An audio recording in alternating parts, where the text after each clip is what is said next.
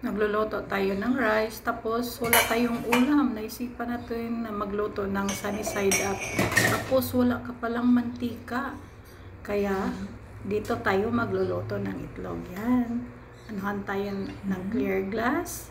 Push ng konti. Ayan. Yan, push pa. And then, pagkatapos, ilalagay natin ang itlog na wala ng balat. O, ayan. Lalagay natin dyan. Ayan. Tapos, lalagyan natin yan ng kunting asin. O, diba? Sunny side up na yan. Sunny side up na walang mantika, diba? Healthy pa. Kuha muna tayo ng kunting asin. At ilalagay na natin sa ibabaw ng itlog. Ganyan naman magluluto ng sunny side up. Kunting asin lang, diba? Tapos takpan natin ng rice cooker para maluto din ang itlog. Kasabay ng rice. O, ayan, luto na.